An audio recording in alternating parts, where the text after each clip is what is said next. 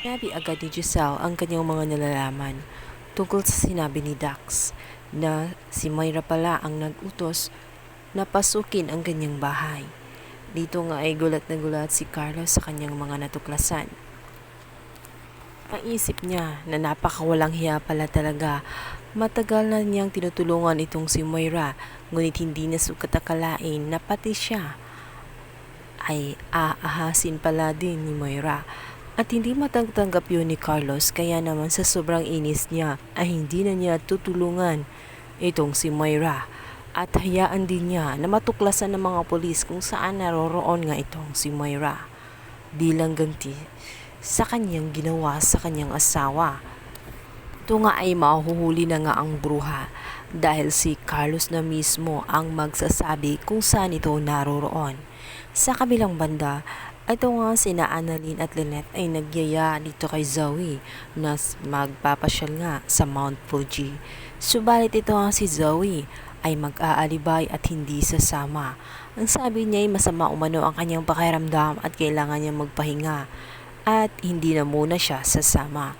Kaya naman nagduda agad itong si Annalyn kung talaga bang masama ang kanyang pakiramdam o mayroon siyang ibang pupuntahan.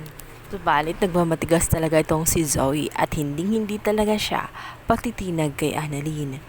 Kaya naman itong si Annalyn ay hindi nga nila mapilit itong kanyang kapakapatid na si Zoe, kaya hahaya na lang nila ito. Masayang masaya ang mag-anak na pumasyal sa naturang Mount Fuji dahil first time nga nilang makarating sa bansang yun at napakaganda ng Mount Fuji.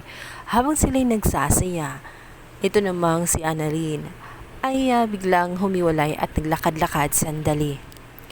Hanggang sa narating ni Annalyn ang dulo ng Mount Fuji. Hindi niya namalayan sa sobrang saya niya at pag nag-e-enjoy siya sa kanyang mga nakikita, hindi niya napansin na napalayo na pala siya sa kanyang ina at ama.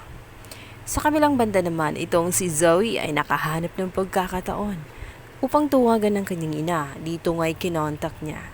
At itong si Brohang Moira ay tuwang-tuwa pa na ibinalita na napakaganda umano ng lugar ay sana raw ay naroon din itong si Zoe at nang sila rin ay magkasama na mamasyal sa bansang Japan. Ngunit magugulat siya sa sasabihin ni Zoe dahil naroon din siya sa Japan. At sa pagkakataong yun ay nagbago na nga ang identity nitong si Moira dahil sa pangakong 3 days lang ay gawa na ang kanyang new identity. Magiging isa na siyang South American sa kanyang aura at maging sa kanyang pananalita ay subukan niyang baguhin. Hindi na nga nag-aksaya na pa ng panahon ng mag-ina upang magkita dahil sabik na rin sila sa isa't isa. Tuwang-tuwa nga itong si Moira nang makita nga itong si Zoe. Ibinapapanga niya ang sombrero na suot-suot nitong si Zoe. Dito nga ay nag-usap pa sila. At sinabihan din ni Zoe na mag-ingat-ingat siya sapagkat naroroon na ang kanyang daddy at natitiyak niyang hindi titigil ang kanyang daddy hanggat hindi mahanap itong si Moira dahil sa sobrang galit nito lalo't nalaman nila na tumakas nga ang kanyang ina. Subalit ang giit nga ni Moira ay hindi na daw siya makikilala sa pagkakataong yun sapagkat nag-iba na nga ang kanyang identity. Tunay nga bang hindi matuklasan ni na Annalyn at nitong si RJ ang katauhan ni Moira sa bago niyang identity? Sa kabilang banda, habang nakalaylay na nga itong si Zoe at si Moira, ay napansin nga ni Annalyn itong si Zoe na may kasamang babae at sa kanyang palagay si Moira iyon. Kaya naman agad-agad sinundan ni Annalyn itong sina Moira at Zoe.